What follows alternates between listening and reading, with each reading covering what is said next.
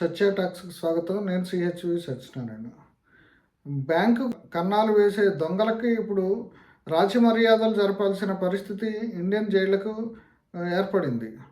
ఇప్పుడు మీరు బ్యాంకులకు కన్నా వేసిన నగల వ్యాపారి మెహర్ చోక్సీ గురించి మీరు వినే ఉంటారు. ఆయన నీరవ్ మోడీకి మరో బ్యాంకుకి కన్నాలు వేసిన నిందితుడు నీరవ్ మోడీకి మేనమామ. ఇప్పుడు ఆయన బెల్జియం నుంచి ఆయన్ని తీసుకురావడానికి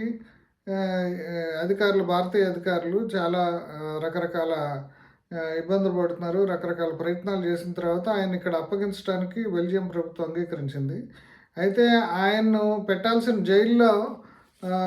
జైలుని వాళ్ళు వచ్చి బెల్జియం ప్రభుత్వం వచ్చి పరిశీలించింది. ఆయనకి ఏ సదుపాయాలు ఉండాలనేది ఒక జాబితా రాసిచ్చింది. అంటే ఇది చాలా విచిత్రంగా ఉంది కదా.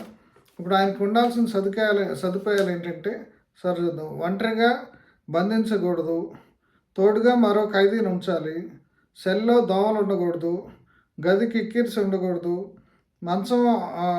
మంచం అవసరమైతే బయట వేసుకునే వీలు, బయట తిరిగే అవకాశం కల్పించాలి, మాట్లాడేందుకు కూడా తోడుగా ఇటువంటి ఆర్థిక నేరాలు చేసిన ఒక ఖైదీని తోడుగా ఉంచాలి, చెత్త లేకుండా శుభ్రంగా ఉండాలి, ఆడుకునేందుకు బ్యాడ్మింటను, చెస్, క్యారమ్స్ సిద్ధంగా ఉండాలి, యోగా, లైబ్రరీ సదుపాయాలు, ఇంటి ఆహారం, ఇన్ని సదుపాయాలు. అంటే ఇవన్నీ ఉంటే కానీ ఆయన్ని ఇక్కడికి పంపమని చెప్పేసి బెల్జియం అధికారులు చెప్తున్నారు. వచ్చి అసలు ఈ జైల్లో ఆయన ఏ జైల్లో బంధిస్తారో, ఏ బ్యారక్లో పెడతారనేది కూడా మాకు ముందుగానే చెప్పండి, ఆ బ్యారక్ను వచ్చి మేము పరిశీలిస్తామని చెప్పారు. ఆ బ్యారక్ సైజు వాళ్ళు కొలత వేసుకున్నారు. అక్కడ ఇప్పుడు ప్రస్తుతం ఏంటంటే ప్రత్యేక టాయిలెట్, 3 సీలింగ్ ఫ్యాన్లు, 6 ట్యూబ్ లైట్లు, గాలి వెలుతురు వచ్చే ఏర్పాట్లు, గ్రిల్ డోర్సు, వైర్ మెష్ విండోలు, ఇవన్నీ ఏర్పాటు చేశారు. సీసీటీవీ ఇవన్నీ ఏర్పాటు చేశారు. ఒక ప్రత్యేకమైన ఒక సెల్లో ఆయన్ని పెట్టడానికి, అంటే ముంబై ఆర్థర్ జైల్లోని 12వ నెంబర్ బ్యారక్ని ఆయన కేటాయించారు. ఆ బ్యారక్లో ఈ సదుపాయాలన్నీ ఉండేలా జైలు అధికారులని వాళ్ళు కోరారు. ఇప్పుడు మన దేశ సార్వభౌమ అధికారాన్ని తాకట్టు పెట్టి ప్రభుత్వం కూడా వీటన్నిటికీ అంగీకరించింది. ఎందుకంటే యూరోపియన్ మానవ హక్కులకు సంబంధించిన నిబంధనల ప్రకారం ఖైదీలకు ఈ రక్షణ అంతా ఉండాలి. ఇప్పుడు ఈ ఖైదీలకు కూడా కొన్ని హక్కులు ఉంటాయి. అయితే ఇండియాలో ఇప్పుడు మనం మిగతా ఖైదీలకి ఈ హక్కులు మనం అమలు జరుపుతున్నామా లేదా అనేది మనకు ఖచ్చితంగా తెలుసు.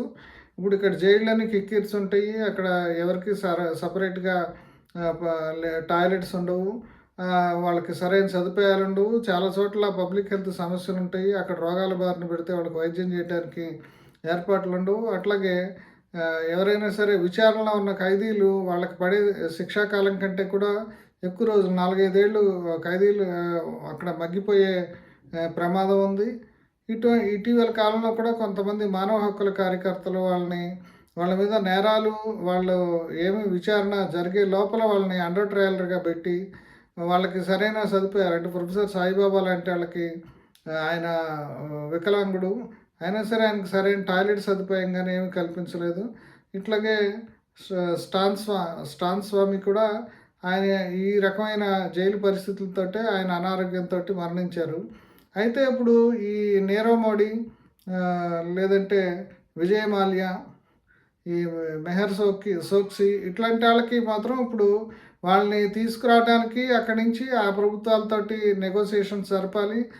వాళ్ళతోటి వాళ్ళు ఏ దేశంలో ఉన్నారో అక్కడికల్లా పోయి అక్కడ రకరకాల వాళ్ళు తప్పించుకునే ప్రయత్నాలని నుంచి వాళ్ళు బయటపడాలి. ఈ అధికారులు అవన్నీ ఎత్తుగడలన్నింటినీ కూడా కౌంటర్ చేసి వాళ్ళని తీసుకురావాలి. తీరా తీసుకొచ్చి ఆ ఎక్స్ట్రాడిషన్ ఒప్పందం ప్రకారం తీసుకొచ్చి ఇండియాకి తీసుకురావాలంటే ఇప్పుడు ఇన్ని నిబంధనల్ని ఇప్పుడు అధిగమించాల్సి వస్తుంది. అంటే ఇది నిజంగా చాలా దయనీయమైన పరిస్థితి. అంటే గతంలో ఈ నగల వ్యాపారి ఏం చేశాడంటే పంజాబ్ నేషనల్ బ్యాంకుకి సంబంధించి కొన్ని నకిలీ బ్యాంక్ గ్యారంటీలు తీసుకుని అక్కడ అధికారులతోటి కొంతమందితోటి కుమ్మక్కయి విదేశాల్లో లావాదేవీలకి వాటిని బ్యాంక్ గ్యారంటీల కింద ఉపయోగించుకున్నాడు. ఈ మేరకు అక్కడ ఉన్న కొంతమంది అధికారులతోటి బ్యాంక్ అధికారులతోటి కుమ్మక్కయ్యి దాదాపుగా 14,000 కోట్ల కుంభకోణం చేశాడు. అట్లాగే నీరవ్ మోడీ ఈయనకి సహకరించాడు. అంటే గీతాంజలి జ్యువెల్స్ అని చెప్పేసేసి ఒక కంపెనీ పెట్టి, దాంతోపాటు కొన్ని షెల్ కంపెనీలు అవన్నీ పెట్టి ఈ డబ్బుని ఇటు నుంచి అటు అటు నుంచి ఇటు వాళ్ళు మనీ లాండరింగ్ చేశారు.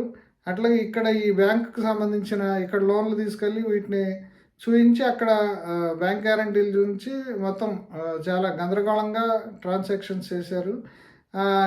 ఇప్పుడు ఈ బ్యాంక్ అధికారులు కూడా వీళ్ళతో కోఆపరేట్ చేసిన వాళ్ళు చాలామంది ఇప్పుడు జైలు పాలయ్యారు.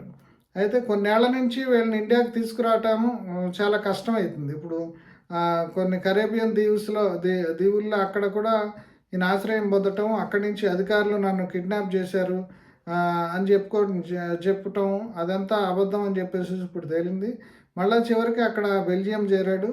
బెల్జియం నుంచి నానా యాతన పడి అధికారులు ఇక్కడ తీసుకొచ్చారు. ఇక్కడ తీసుకొస్తే ఇప్పుడు అంటే విచారణ జరిగేది, ఆయనకి శిక్ష పడేది అట్లా ఉంచి ముందు ఆయనకి ఈ సదుపాయాలు కలగజేయడానికి ప్రభుత్వం మళ్ళీ డబ్బులు ఖర్చు పెట్టాల్సి వస్తుంది. ప్రత్యేకమైన సదుపాయాలు, ప్రత్యేకమైన ప్రివిలేజెస్ తోటి ఆయన్ని ఇక్కడ బంధించాల్సి వస్తుంది. ఇట్లా ఉంది ఇప్పుడు నేరస్తులు. అంటే పెద్ద ఎత్తున మోసాలు చేసేవాళ్ళు, పెద్ద కుంభకోణాలు చేసేవాళ్ళకి మానవ హక్కులు వాళ్ళకే తప్ప మిగతా మామూలు సామాన్య జనానికి ఉండవా అనేది ఇప్పుడు ప్రజలు ప్రశ్నించే అవకాశం కనిపిస్తుంది.